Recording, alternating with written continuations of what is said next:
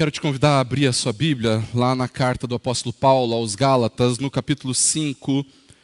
Nós vamos ler, queridos irmãos, do versículo 19 ao versículo de número 21. Gálatas, capítulo 5, do 19 ao 21. Antes de nós iniciarmos, queridos, eu gostaria de pedir a você que porventura nos assiste sob demanda, né, no YouTube. Caso você tenha por algum motivo chegado nessa pregação e você não participou da liturgia, do culto conosco, então eu quero te convidar a ler os textos que nós lemos durante o nosso tempo de culto. O Salmo de número 63, do versículo 1 ao versículo 3, a leitura do Evangelho de Lucas, no capítulo 23, do 39 ao 43, e também o texto da carta de Paulo aos Romanos, no capítulo 8, dos versículos 1 a 11. Elas são leituras que falam a respeito da graça e da misericórdia de Deus, e elas são fundamentais para que o seu coração não entre em desespero. E nós leiamos então o texto da palavra de Deus em Gálatas capítulo 5, do versículo 19 ao 21, onde a palavra do Senhor diz assim: Ora, as obras da carne são conhecidas e são imoralidade sexual, impureza, libertinagem, idolatria, feitiçarias, inimizades, rixas, ciúmes, iras, discórdias, divisões, facções, invejas, bebedeiras, orgias e coisas semelhantes a estas. Declaro a vocês, como antes já os preveni, que os que praticam tais coisas não herdarão o reino de Deus. Vamos orar? Deus, nós clamamos para que nesse momento o Senhor fale ao nosso coração. Deus, nos dá da Tua graça para compreendermos o texto,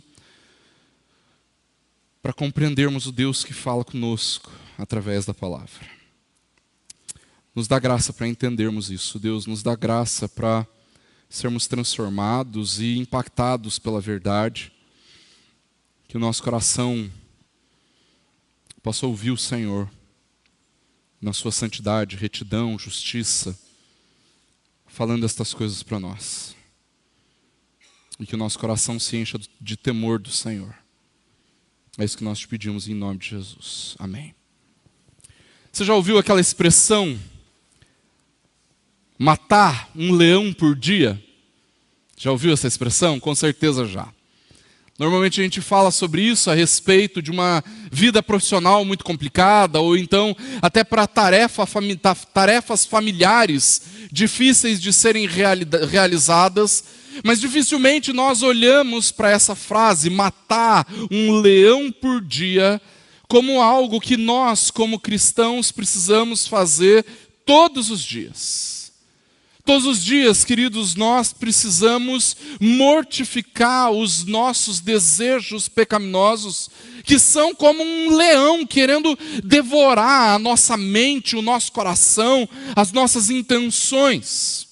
Na passagem anterior, queridos, na carta de Paulo aos Gálatas, no capítulo 5, ali do versículo 16 até o versículo 18, queridos, nós ouvimos e entendemos o apóstolo Paulo nos falando justamente sobre isso, sobre essa guerra, a guerra mais cruel que nós enfrentamos, a guerra contra a nossa carnalidade, a nossa luta contra o pecado que habita em nós. E nós vimos, queridos, que para vencermos essa luta contra os nossos desejos pecaminosos, nós precisamos viver no Espírito. Nós vimos também o motivo pelo qual essa guerra é tão cruel, porque não existe trégua e porque ela se torna cada vez mais difícil e mais intensa. E finalmente nós vimos que se nós somos guiados pelo Espírito e não pela lei, ou pela nossa força de vontade, nós podemos sim encarar essa guerra de frente. Nós somos encorajados pelo Espírito a batalhar. Nessa semana, queridos, a nossa meditação é um pouco mais pesada, um pouco mais dura, um pouco mais dolorida. Isso porque o apóstolo Paulo vai exemplificar para nós, para a igreja aos Gálatas e para nós também, como são as obras que a nossa carne tem desejo de praticar. Nesse texto, queridos, Paulo está listando algumas das obras que a carne pode nos levar a praticar. Todas as vezes que nós cedemos às tentações e a carne sai vitoriosa em alguma batalha, esses são os pecados que provavelmente nós iremos praticar.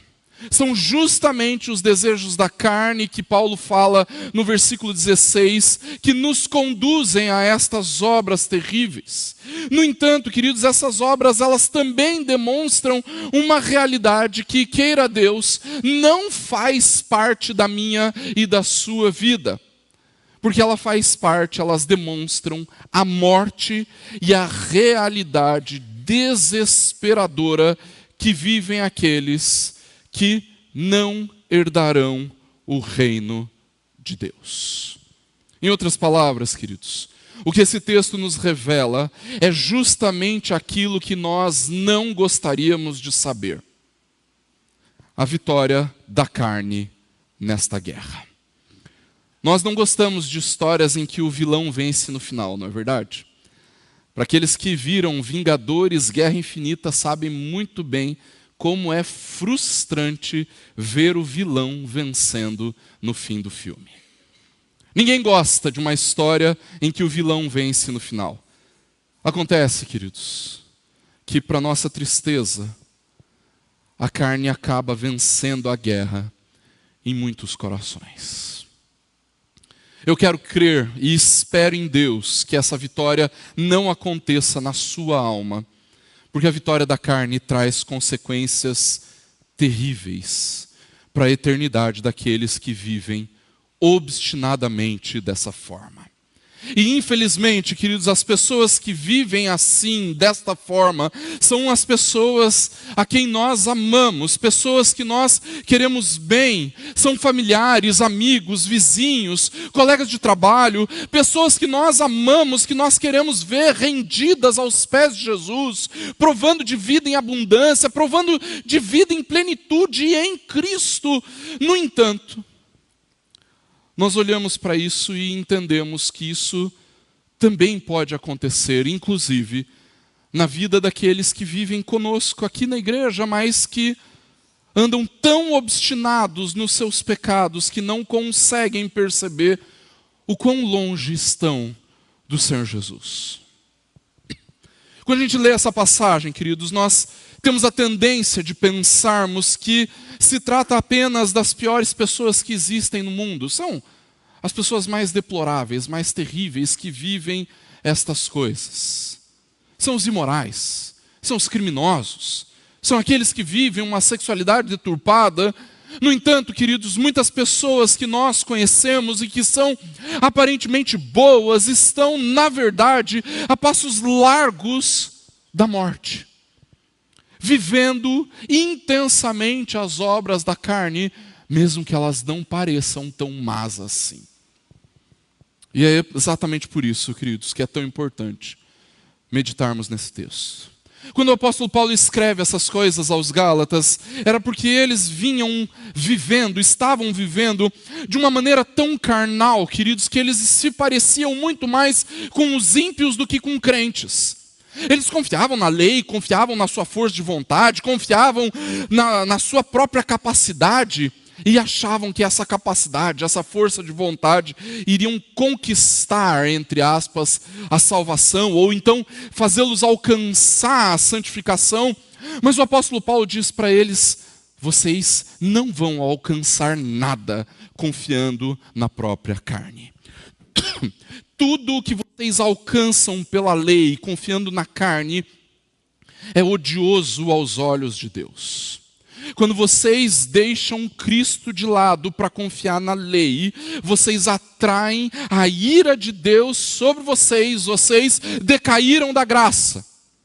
E a grande prova disso, queridos, e que isso tudo vinha acontecendo entre eles, é que eles estavam começando a viver da forma como os ímpios viviam. A imoralidade havia se tornado tão grande na igreja dos Gálatas que eles nem pareciam crentes mais. É por isso que a repreensão de Paulo é tão dura, queridos. Irmãos, nós precisamos saber quais são as obras da carne para sabermos se nós estamos de fato vivendo no Espírito ou não. Se nós estamos vivendo como crentes ou não. No entanto, é importante que você lembre. Um verdadeiro cristão não é aquele que não tenha desejos carnais, mas aquele que tem batalhado intensamente contra esses desejos. Mas se você não sabe o que é essa luta, se você de fato desistiu de batalhar, ou então você largou as armas e não tem se preocupado mais com os seus pecados, vivendo com negligência, então eu preciso te alertar. Você pode estar tomado pela sua carnalidade. E o fim da sua vida pode ser longe do reino de Deus. Acontece, queridos, que esse tipo de avaliação só você pode fazer. Só você pode dizer se está efetivamente lutando contra os desejos da carne. No entanto, ainda que a sua verdadeira condição espiritual seja conhecida apenas por Deus e talvez por você mesmo, o que resulta da sua espiritualidade, da sua luta contra o pecado, é bastante visível. Sabe por quê? Porque o apóstolo Paulo diz no início do versículo 19: as obras da carne são muito bem conhecidas. Queridos, por mais que a nossa natureza pecaminosa seja algo invisível, a manifestação dessa natureza é bastante visível. Ainda que alguém pudesse esconder toda a sua carnalidade, as obras da carne seriam e estão expostas. E essas obras, queridos, são tão, entre aspas, famosas, que na verdade até mesmo aqueles que não creem em Deus são capazes de identificar o quão perversas são estas obras. Até mesmo os corações mais endurecidos são capazes de perceber de maneira quase que instintiva aquilo que manifesta rebeldia e oposição a Deus. Até mesmo quando tentam, entre aspas, racionalizar, tentando relativizar as suas perversidades, as pessoas sabem que estão ofendendo a Deus. Essas obras são bem conhecidas, bem manifestas. Elas demonstram a vitória da carne em 4 áreas específicas da vida: a sexualidade, a espiritualidade, os relacionamentos e o domínio próprio. E o apóstolo Paulo começa esse texto falando, em primeiro lugar, da vitória da carne na sexualidade. Essa é uma das áreas mais polêmicas e mais difíceis da gente tratar na vida da igreja, queridos, porque aquilo que a Bíblia fala a respeito da vida sexual é uma realidade a qual todos nós estamos expostos em maior ou menor grau. E nós tratamos de uma certa forma, com bastante respeito, e em alguns casos até com bastante tabu a respeito disso. E nós evitamos tocar nesse assunto porque se trata sim de um assunto bastante constrangedor. É muito difícil falar de uma sexualidade saudável, queridos, principalmente porque nós estamos falando de um padrão de acordo com a vontade de Deus. Num mundo com uma sexualidade completamente deturpada. No entanto, queridos, aquilo que nós podemos afirmar tranquilamente é que Deus criou o sexo para que nós experimentássemos de prazer em um relacionamento de compromisso entre um homem e uma mulher, que é exatamente o que nós chamamos de casamento. E tudo o que for diferente disso é manifestação da pecaminosidade do ser humano. Os 3 pecados sexuais que o apóstolo Paulo lista nas obras da carne, queridos, eram completamente normais na sua época. Na sociedade romana eram extremamente comuns. No entanto, em nossos dias, queridos, não parece ser muito diferente, na verdade.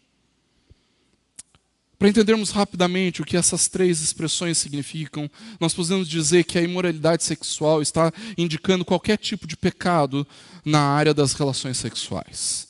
Já a impureza, ela vai indicar uma perversão geral da personalidade que mancha, que deturpa, que distorce todas as esferas da vida por causa da sexualidade.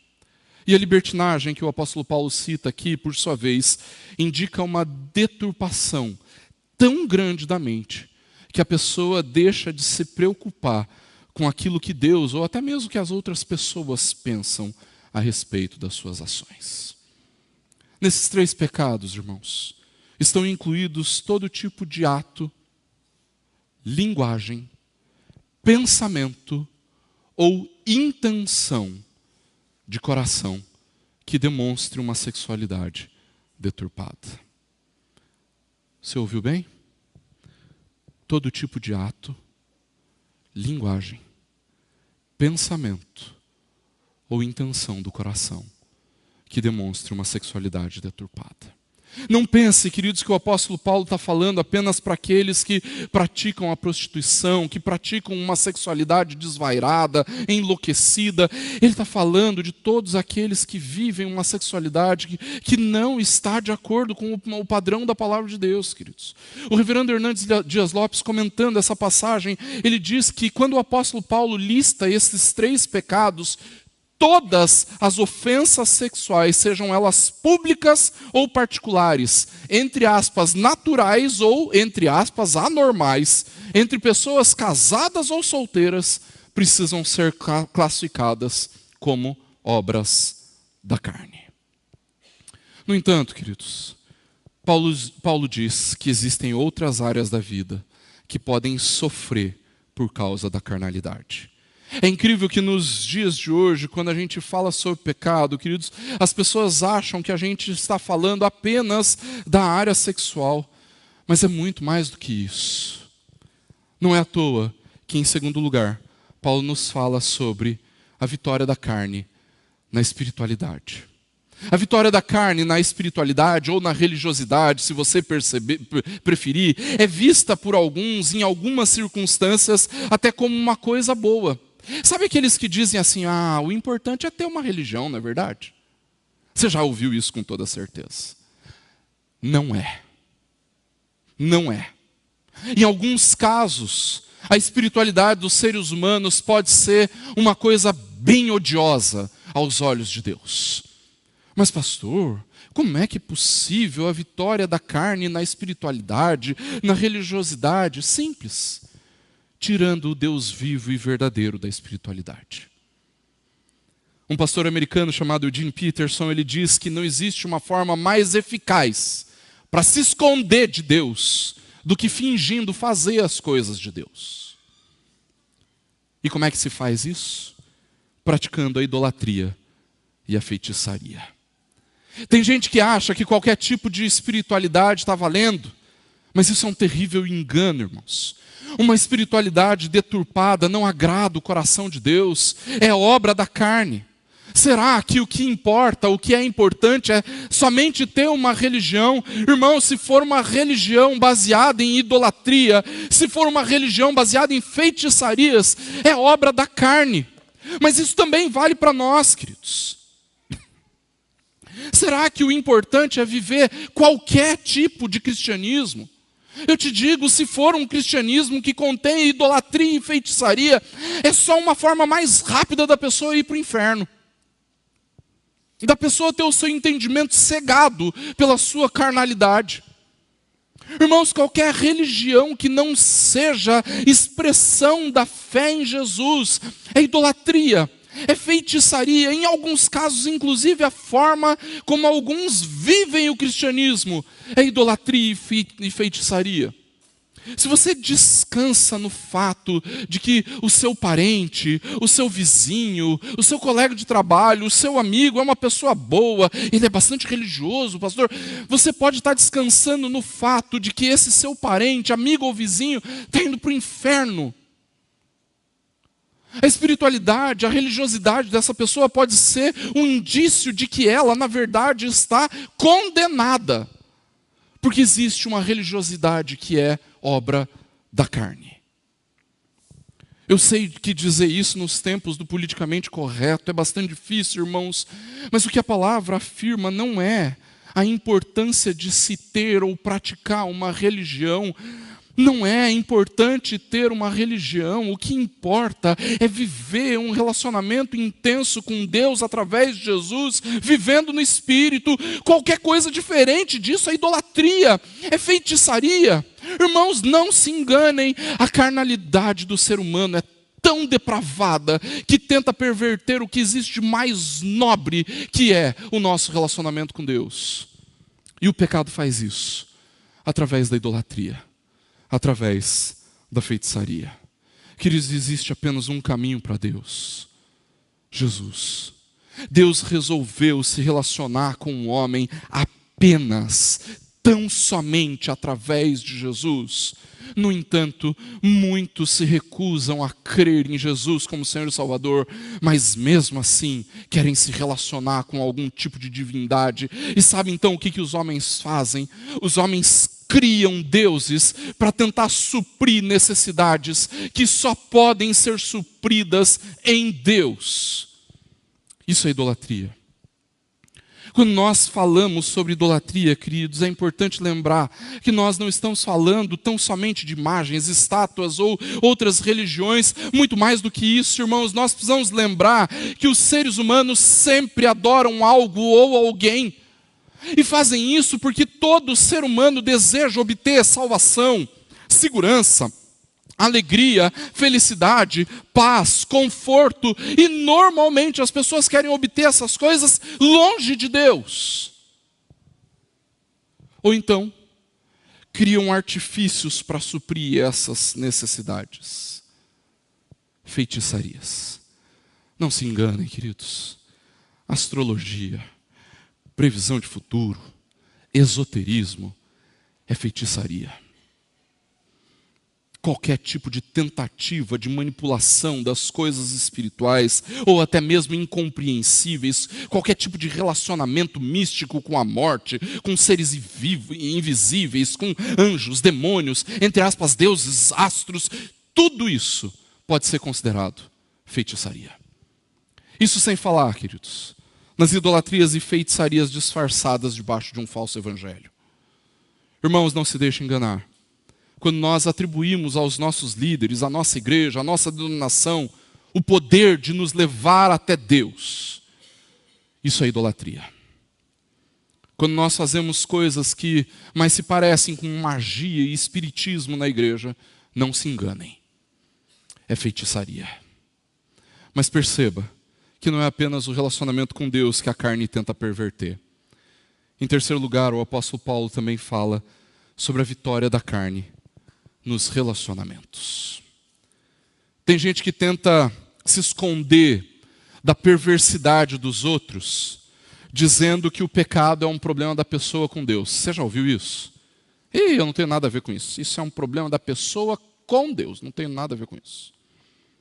Queridos, esse conceito é tão egoísta, tão antibíblico, que o apóstolo Paulo ele chega a citar mais pecados de relacionamento do que todos os outros tipos. São 7 pecados de relacionamento citados aqui.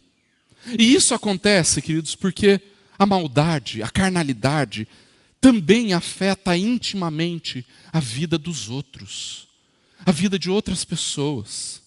É bastante possível, queridos, que o motivo pelo qual o apóstolo Paulo tenha começado a falar sobre essa guerra cruel contra o pecado tenha sido motivado pelos problemas de relacionamento que existiam na igreja dos Gálatas. Ele inicia essa parte justamente com uma exortação a respeito dos relacionamentos entre os irmãos da igreja, no versículo 15. Se vocês se mordem e se devoram o tempo todo, cuidado para não serem destruídos. Nós precisamos lembrar, queridos, que nós fomos criados para vivermos em sociedade. Fomos criados para nos relacionarmos com Deus, com certeza, mas com o próximo também. Nós precisamos de relacionamentos para vivermos. E o pecado, sabendo disso, usa todos os artifícios e esforços para perverter e destruir os relacionamentos. No Éden, Quando o primeiro pecado aconteceu, não foi apenas o nosso relacionamento com Deus que foi rompido, queridos, mas o nosso relacionamento com os outros seres humanos também. Logo depois de cometer o primeiro pecado, Adão disse para Deus: foi a mulher que tu me deste, que me deu do fruto, e eu comi. Adão não quis assumir a sua responsabilidade diante da sua desobediência, da desobediência que ele mesmo tinha praticado. Então ele quis culpar Eva por sua maldade. E o ser humano vem fazendo isso desde então, queridos. Desde Adão e Eva. As obras da carne têm prevalecido nos relacionamentos, criando inimizades, ira, divisões, ciúmes, criando brigas, contendas, discórdias, facções, desconfianças. E é nisso que a maior parte dos relacionamentos estão baseados, queridos. Nessas coisas, nessas perversões, nessas obras da carne. Cada um procurando os seus próprios interesses. E por causa disso criam intrigas, desavenças, conchavos, ódio. Tudo para que os desejos da carne sejam atendidos. Mas não para por aí, irmãos. Porque Paulo, em último lugar, ele fala sobre a vitória da carne no descontrole, no domínio próprio. Nós, como seres humanos, queridos, somos definidos pela palavra como anseio. A palavrinha que a Bíblia usa para dizer aquilo que nós somos, alma vivente, é a mesma palavra para desejo. E com isso, queridos, a Bíblia já está nos dizendo o que é que nos move. O que é que nos move para fazermos as nossas coisas? É o anseio, o desejo por satisfação. A falta de moderação ou descontrole, queridos, sempre é uma forma de expressarmos esses nossos anseios por satisfação. E a inveja, assim como orgias e bebedeiras, expressam isso. A inveja, queridos, demonstra a falta de contentamento em Deus. Todas as vezes que nós invejamos algo ou alguém, nós estamos expressando o desejo que nós temos por alguma coisa que, segundo nós imaginamos, pode nos trazer alguma satisfação, algum benefício, alguma realização. Perceba que nós normalmente associamos o pecado da inveja com um pecado de relacionamento, não é verdade? Nós achamos que o problema é que nós estamos invejando outras pessoas. Mas aí, gente, contra essa macumbaiada que existe por aí. Ixi, está no YouTube. Essa macumbaiada que está por aí, inveja não atrai nada de ruim para você, não. Olho gordo não tira nada de você. O olho gordo dos outros. Mas o seu olho gordo tira muito de você. A inveja que você sente destrói o seu coração e o seu relacionamento com Deus. Antes de ser um pecado vinculado aos nossos relacionamentos com outras pessoas, queridos, a inveja é um pecado associado com a nossa falta de contentamento. Afinal, quando nós invejamos outras pessoas, é porque nós não estamos satisfeitos com quem Deus é. Nós não estamos satisfeitos com aquilo que Deus tem nos dado. E é por isso que a inveja é apenas a outra face da moeda das orgias e bebedeiras. Gente, sejamos honestos. Comer é bom, né? Vamos falar? Por falar em comer, nós temos pastel hoje de novo, viu, gente? Se alimentar é uma atividade extremamente prazerosa, não é verdade? Mas perceba que a perversidade do pecado acaba por deturpar até as coisas mais básicas da vida. É por isso que o apóstolo Paulo encerra os seus exemplos das obras da carne com os pecados do descontrole. No Império Romano era muito comum as pessoas frequentarem festas pagãs, com muita comida, com muita bebida e com outras coisas mais. Mas era muito comum também as pessoas regurgitarem de propósito, apenas para continuar comendo e bebendo. Algumas grandes mansões romanas, inclusive, tinham um ambiente da casa chamado de vomitório. Mas sejamos honestos, isso não é muito distante daquilo que nós vivemos no nosso país, não é verdade? Irmãos, nós vivemos num país extremamente festeiro, o que é algo bom em essência. A gente costuma fazer festa para tudo. E queridos, muitos dos nossos amigos e familiares, pessoas que a gente ama, estão constantemente participando de momentos de exagero, tanto no beber quanto no comer. Nesse exato momento, algumas das pessoas que nós amamos estão lá, largadonas no sofá, enfastiadas de tanto comer, com o pandulho cheio, sem conseguir nem se levantar do sofá. Simplesmente porque não conseguiram se controlar e comeram e beberam muito mais do que deviam. Esses pecados, queridos, estão relacionados com a falta de conhecimento de si mesmo. Você precisa aprender a conhecer o seu limite. Mas muito mais do que a falta do conhecimento de si mesmo, os pecados do descontrole manifestam a nossa falta de conhecimento de quem Deus é. O único que pode, de fato, atender os mais profundos anseios da nossa alma. A inveja, as orgias, as comilanças, glutonarias, bebedeiras. Não pode fazer isso por nós. Só o Senhor pode satisfazer os anseios da nossa alma. Concluindo, queridos, a lista apresentada pelo apóstolo Paulo não é uma lista definitiva. Ele não enumerou todas as obras da carne. A prova disso é que ele conclui falando sobre coisas semelhantes a estas. Existem muitas outras coisas que podem ser consideradas obras da carne. No entanto, queridos, a palavra de Deus nessa noite está nos exortando profundamente a respeito da vida que nós vivemos como cristãos. Isso porque o apóstolo Paulo não está simplesmente nos ameaçando aqui, irmãos. Ele está dizendo, são essas as coisas que nós fazemos quando nós atendemos os desejos da carne. O problema, queridos, é que quando nós fazemos essas coisas, nós estamos praticando coisas que são abomináveis diante de Deus.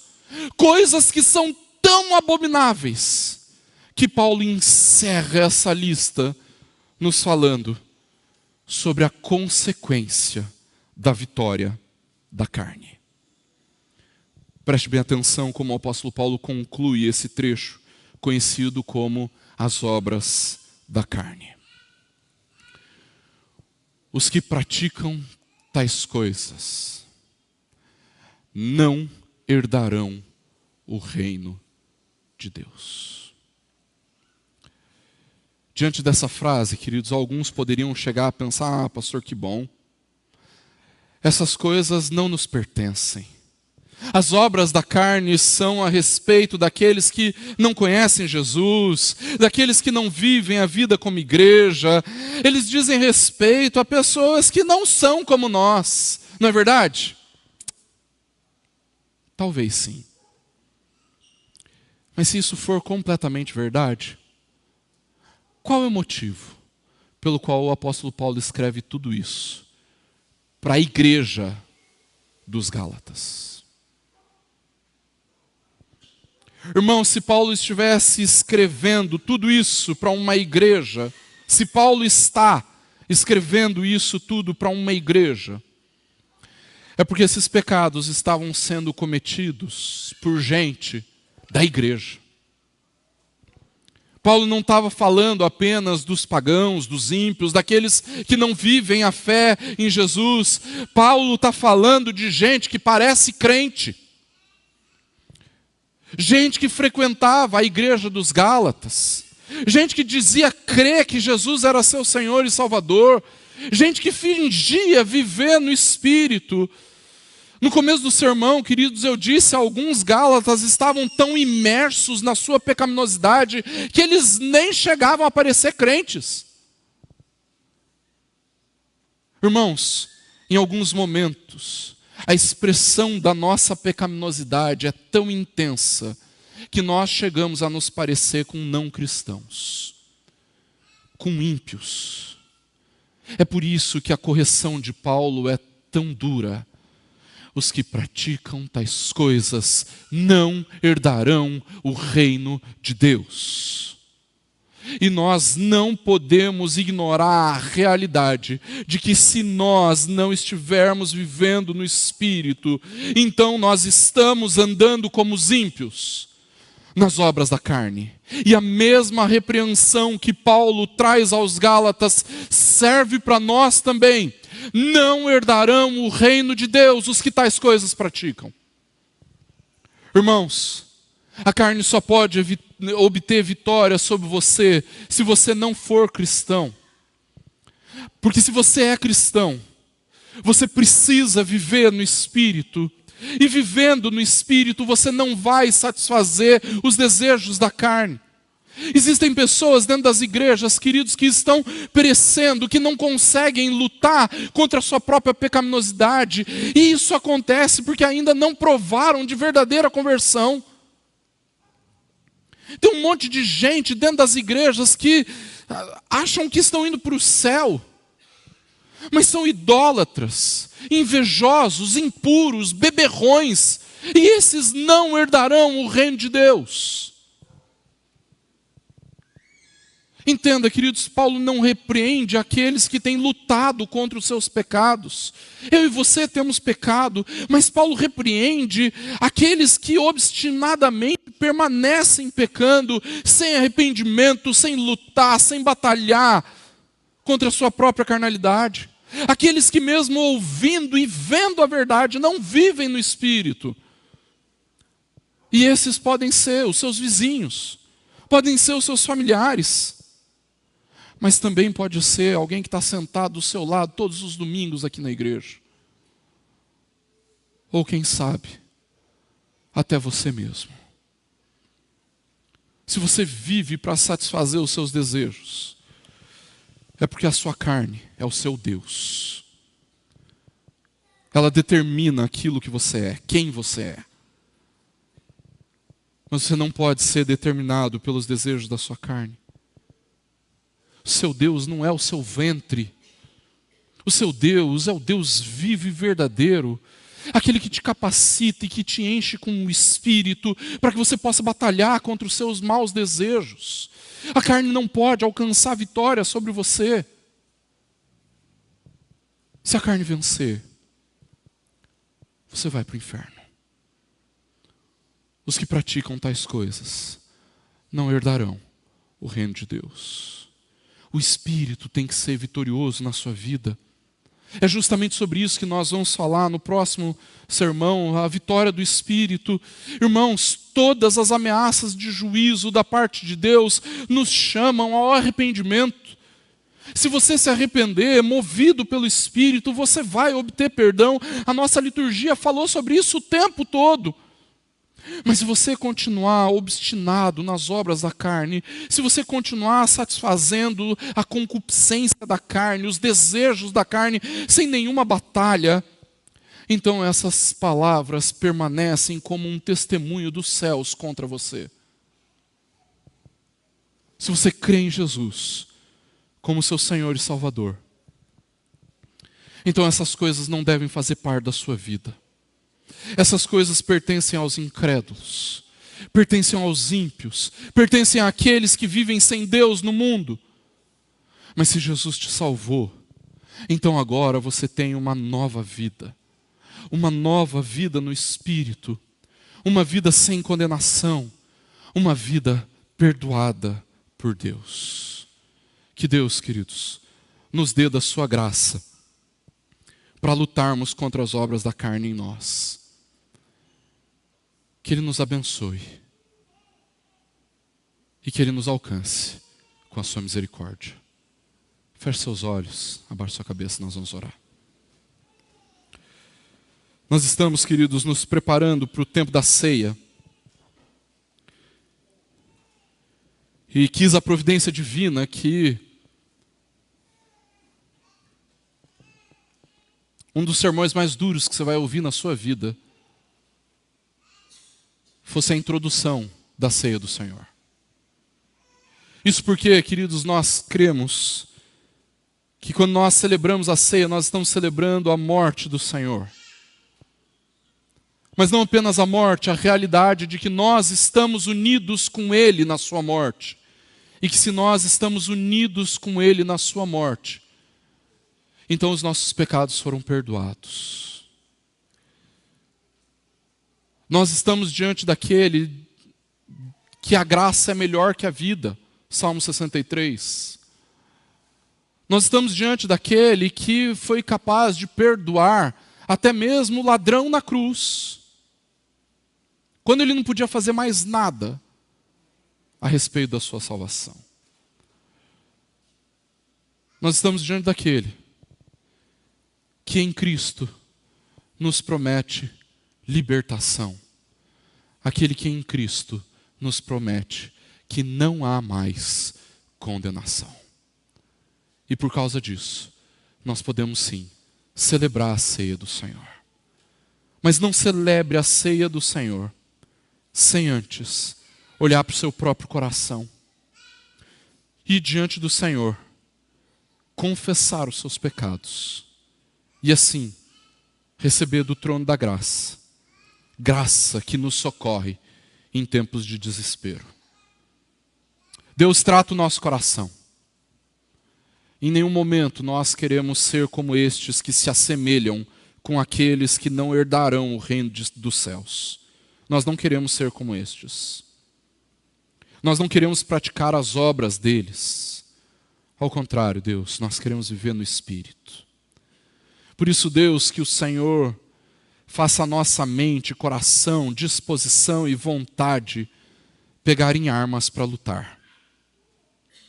Lutar no Espírito contra a nossa carne. Opere em nós. Age nas nossas vidas.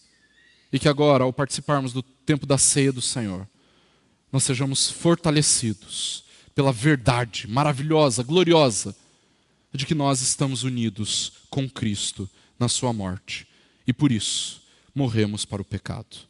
Opere em nós. É o que nós te pedimos, em nome e para a glória do Senhor Jesus. Amém.